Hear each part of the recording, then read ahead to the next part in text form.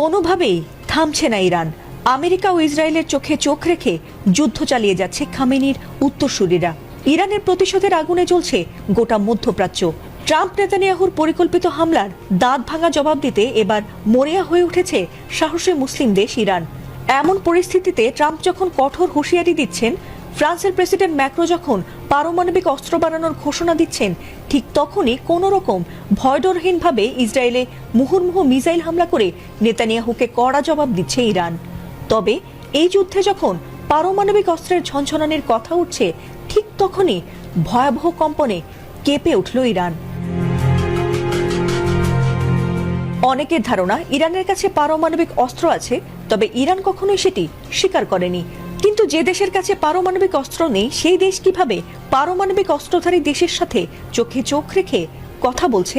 Iran যখন যুদ্ধবিরতির কথা নাকচ করে দিয়েছে, ঠিক সেই সময় পারমাণবিক শক্তিধর দেশগুলো আলোচনায় বসেছে।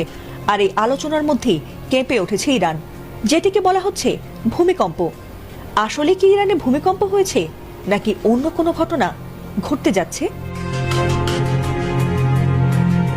ইরান ইসরায়েলের তুমুল যুদ্ধের মধ্যে তেহরানের এই ভূমিকম্প নিয়ে সোশ্যাল মিডিয়া থেকে শুরু করে নেটিজেনদের মধ্যে নানা কথা উঠে আসছে।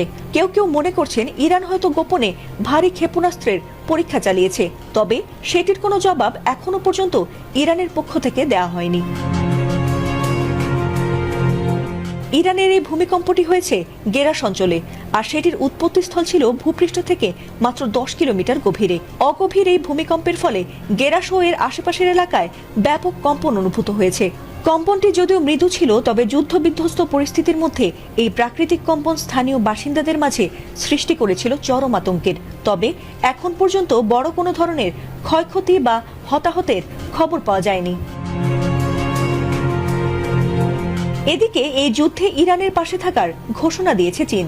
আর চীনের এমন ঘোষণার পর থেকে ইরানের বিপ্লবী গার্ড বাহিনীর মধ্যে আরও বেশি ক্ষিপ্রতা দেখা গেছে। ট্রাম্প ও নেতানিয়াহু ধারণা করেছিল আয়াতুল্লাহ আলী খামেনির মৃত্যুর পর হয়তো এই যুদ্ধ থেমে যাবে, কিন্তু খামেনির মৃত্যুর পর বড় প্রতিশোধ নেবার ঘোষণা দিয়েছে ইরান। আর সে কারণেই কাউকে তোয়াক্কা করছে না ইরানের বিপ্লবী গার্ড বাহিনী। তবে কি ইরান এবং ইসরায়েলের এই যুদ্ধ তৃতীয় বিশ্বযুদ্ধে রূপ নিতে যাচ্ছে?